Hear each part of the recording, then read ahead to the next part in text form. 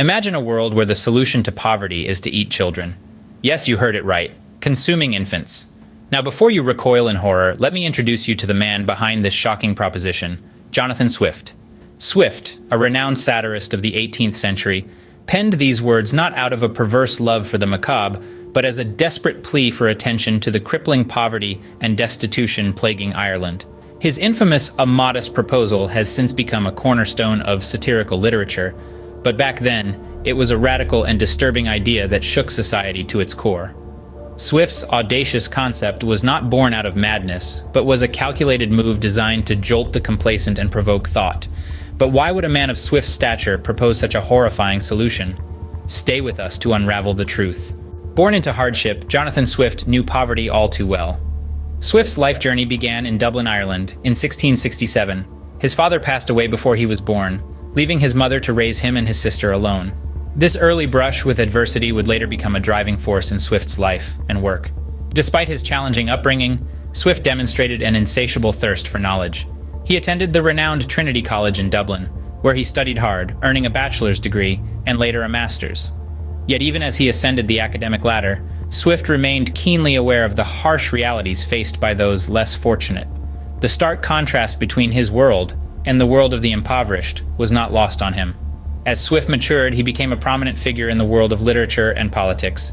He moved to England, where he served as secretary to Sir William Temple, a leading statesman of the time. Swift's sharp wit and keen observation of societal norms and disparities didn't go unnoticed. He wrote prolifically, using satire as a weapon to critique the social and political issues of his time. But his heart remained with Ireland. He returned to his homeland in the early 1700s, where he witnessed the devastating effects of famine and economic hardship on his countrymen. The sight of children begging on the streets, the desperate mothers unable to feed their little ones, the hopelessness in the eyes of his fellow Irishmen, all these images deeply affected Swift. These experiences were not just observations for Swift. They were a call to action. He was a man who refused to turn a blind eye to the suffering around him. He knew he had to use his voice, his pen, to shed light on the plight of the Irish people. Swift's life was a mirror reflecting the harsh realities of 18th century Ireland, but how did this shape his radical proposal?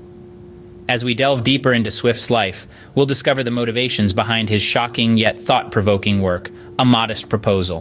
In 1729, Swift penned the satirical A Modest Proposal, a document that shook the very foundations of society. Now let's delve into the circumstances that led to the creation of this shocking piece of literature. Ireland in the early 18th century was a land ravaged by poverty and famine. The Irish were suffering under the oppressive rule of their English landlords, who exploited them mercilessly. The agrarian economy was in shambles, and the population was swelling, leading to a catastrophic imbalance between resources and people. Amidst this despair, Jonathan Swift, a clergyman and a writer, observed the plight of his fellow countrymen. He saw the desperate mothers begging for scraps to feed their children and the vacant eyes of the starving masses. But what infuriated him most was the indifference of the English aristocracy and the Irish elite, who turned a blind eye to the suffering around them. It was this callous disregard for human life that sparked a fire in Swift. He knew he had to do something drastic to draw attention to the plight of the Irish. He needed to shake the complacent out of their apathy and force them to confront the harsh realities. So, Swift crafted A Modest Proposal, a work of biting satire that suggested the poor Irish could alleviate their economic troubles by selling their children as food to the rich. It was a shocking concept designed to horrify and outrage, and it did exactly that. Swift's outrageous proposal was not meant to be taken literally, of course. Instead, it was a scathing critique of the social and economic policies that had brought Ireland to the brink of disaster. It was a wake-up call, a plea for empathy and action. Swift used the most horrific imagery imaginable to highlight the appalling conditions in Ireland. He forced the reader to confront the dire situation, to feel the desperation of the Irish people, and to question the inhumanity of their rulers. In a society deaf to the cries of the poor, Swift decided to make them hear the unthinkable. This was the birth of A Modest Proposal. But why propose something as grotesque as cannibalism to solve poverty, you may ask? Well, the answer lies in the heart of satire, the literary genre that Jonathan Swift was a master of. A Modest Proposal is a prime example of Swift's knack for using sharp wit, biting irony, and an outrageous premise to expose and criticize societal conditions. Swift's proposal to butcher and eat children wasn't a genuine suggestion, of course. It was a shocking hyperbole designed to jolt people out of their complacency. Swift's Ireland was a place of immense poverty and desperation. The rich and powerful, who had the means to bring about change, seemed indifferent to the plight of the poor. Swift's modest proposal was his way of saying, "Look, if you're not moved by the suffering of your fellow human beings, maybe you'll pay attention to something as outrageous as this." In the guise of a cold, calculating economist, Swift outlines his plan with such meticulous detail that it's almost easy to forget the horrific nature of what he's suggesting. This is where the genius of Swift's satire shines through. He mirrors the apathy and detachment of the ruling class towards the poor, showing them a reflection of their own indifference. His absurd proposal serves to highlight the real absurdity, a society that tolerates and even perpetuates extreme poverty and inequality. Swift knew that sometimes, to spotlight the darkness, you need to shine a light that is so bright, so shocking, that it can't be ignored.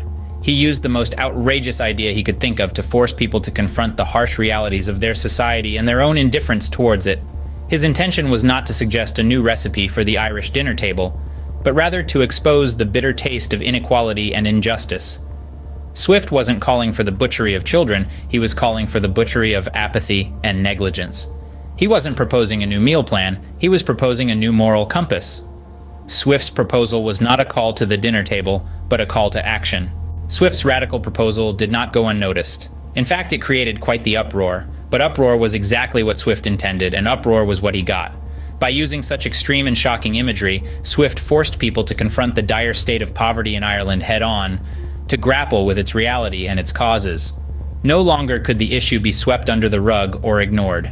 Swift's satirical masterpiece, A Modest Proposal, had dragged it into the spotlight. The immediate impact of A Modest Proposal was a heightened awareness and discourse around poverty and social reform. Swift's audacious approach left people with no choice but to discuss the state of the Irish poor, to question the policies and attitudes that had allowed such suffering to persist. But the impact of Swift's work didn't stop at immediate social discourse. No, it reverberated throughout the centuries, influencing countless authors and thinkers. Swift's use of satire as a tool for social critique became a blueprint for future generations. From Charles Dickens to George Orwell, many have followed in Swift's footsteps, using their wit and writing prowess to shed light on societal injustices. Moreover, Swift's A Modest Proposal has become a classic piece in the literature of protest. It is studied in classrooms around the world, inspiring students to think critically about societal issues and the power of satire to instigate change. And so, Swift's legacy is not only in the change he sought for Ireland's poor, but also in the way he sought it. He showed us that sometimes, to create change, we need to shock, to disturb, to provoke. Swift's A Modest Proposal remains a powerful reminder that sometimes, the most shocking ideas can provoke the most meaningful change. So, was Swift truly advocating for cannibalism? Of course not. This outrageous suggestion was nothing more than the product of his razor-sharp wit and biting satire.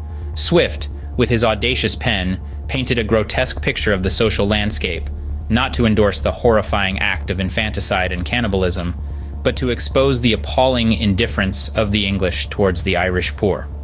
Delving into the life of Jonathan Swift, we've navigated the turbulent waters of his time and witnessed the birth of A Modest Proposal, a work that shook the foundations of society.